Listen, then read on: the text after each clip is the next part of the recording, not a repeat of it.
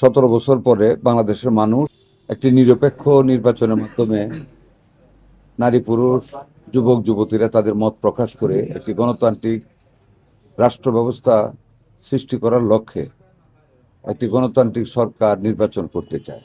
আর সেই নির্বাচনে মানুষ স্বতঃস্ফূর্তভাবে ভোটের দিনে অপেক্ষায় আছে, তারা ভোট দিবে।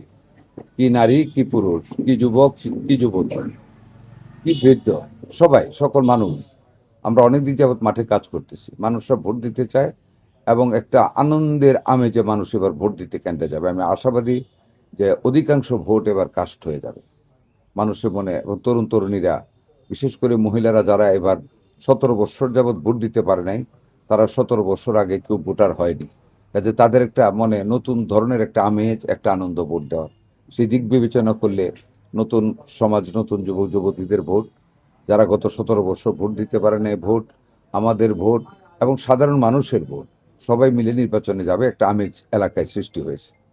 নিরপেক্ষ নির্বাচনের ব্যাপারে আপনি যে, আমি এখন পর্যন্ত বর্তমান সরকার, তত্ত্বাবধায়ক সরকার, স্থানীয় প্রশাসন যে আমেজে আছেন, যে পদক্ষেপ নিচ্ছেন, যে কথাবার্তা শুনতেছে, এতে আমার দৃঢ় বিশ্বাস একটা লেভেল প্লেয়িং ফিল্ড সৃষ্টির মাধ্যমে একটা নিরপেক্ষ নির্বাচনের দিকে আমরা এগিয়ে যাচ্ছি।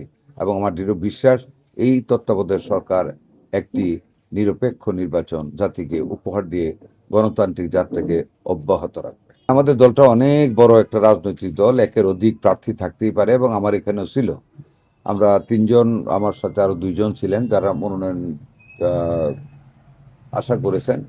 ওনারা পান না, আমি পেয়েছি, এটাই নিয়ম, পরীক্ষার নিয়ম এটাই, দলের মধ্যে এটাই। অনেক নেতাই চাবে, এর মধ্যে একজনই পাবে।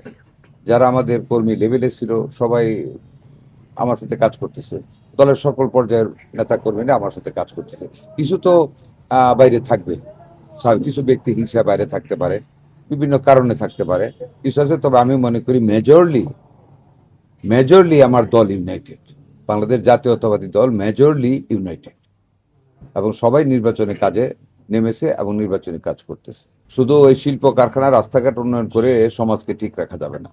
এই সমাজকে যেই রকম অন্ধকারে নিমজ্জিত করে ফেলেছে বিগত সরকার, বা বর্তমানে যা দেখতেছি গ্রামে গঞ্জে ঘুরে, নেশার যেই মানে প্রভাব সমাজের ইয়াং জেনারেশনের মধ্যে, এমনকি টিন এজ বালক বালিকারা নেশাগ্রস্ত, পিতামাতাকে দে ডোন্ট কেয়ার।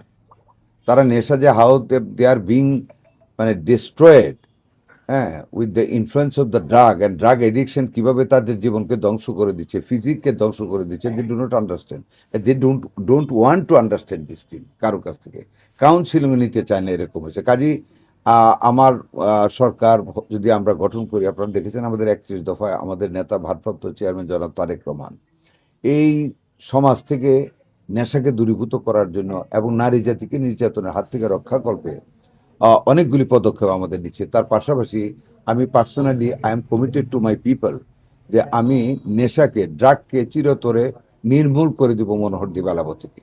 এবং যদি আল্লাহ আমাকে বিজয়ী করেন, আমার জনগণ যদি, আমার শ্রদ্ধেয় ভোটাররা যদি আমাকে ভোট দিয়ে এমপি নির্বাচিত করেন, immediately after I take the oath, যদি আমার কপালে থাকে, আমার ফার্স্ট ওয়ার্ক হবে আমাদের যুবক যুবতীদেরকে নেশার হাত থেকে রক্ষা করা, এবং যারা অলরেডি নেশাগ্রস্ত তাদেরকে কাউন্সিলিং করা, বোঝানি, পিতামাতাকে নিয়ে শেষ পর্যন্ত, না হলে আইনে যতটুকু কাভার করে ততটুকু পর্যন্ত তাদেরকে ডিস্টার্ব করব, যাতে করে এই রাস্তাটা যে খারাপ অন্য যুবকরা যাতে বুঝতে পারে।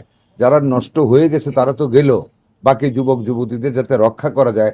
I shall try to make a মানে ফিয়ার অ্যামাং দেম, একটা ভয়, যেটা বোধহয় খারাপ জিনিস। এই জন্য ইউনাইটেডলি সমাজের ভালো মানুষগুলি নেশার বিরুদ্ধে লাগতেছে। আর এটা হলো ইপটিজিং, এটাকে সমূলে ধ্বংস করে দেব, কেউ করার সাহস পাবে না।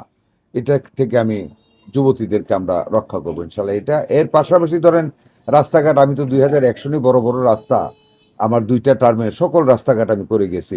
Union to union communication connecting road, growth centre to union connecting road, union থেকে আপনার উপজেলা লেভেলের কানেক্টিং রোড, ইউনিয়নের বিভিন্ন গ্রাম থেকে ইউনিয়ন পরিষদ অফিস পর্যন্ত connecting road, everything I did. Even that কিছু কিছু ওয়াকওয়েজ গ্রামের ভিতরে তো আছে, ওইগুলি সহ পুরানা যে রাস্তাগুলি রিপেয়ারিংয়ের অভাবে যেগুলি ধ্বংস হয়ে গেছে, ওগুলিকে পুনরায় ডেভেলপ করব। মোটামুটিভাবে একটা টোটাল ডেভেলপমেন্ট স্ট্রাকচার দাঁড় করাবো, ইনফ্রাস্ট্রাকচার ডেভেলপমেন্ট সমূলে।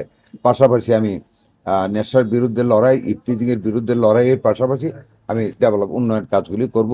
আর মহিলাদের জন্য, নারীদেরকে নির্যাতনের হাত থেকে রক্ষা করবে। আমাদের দল 31 দফায় যা বলেছে সেগুলি বাস্তবায়িত করার জন্য আমি সচেষ্ট থাকবো। আমার মধ্যে কোনো অহংকার নেই, বা এমন জিনিস আমি বলবো না যেটা আমার আল্লাহ ছাড়া আর কেউ জানে না।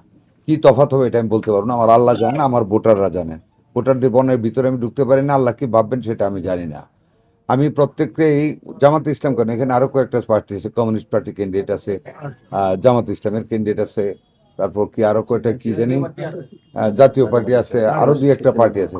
প্রত্যেকেই উপযুক্ত candidate. Each and everybody has got the qualification and has got the ability to contest in the election.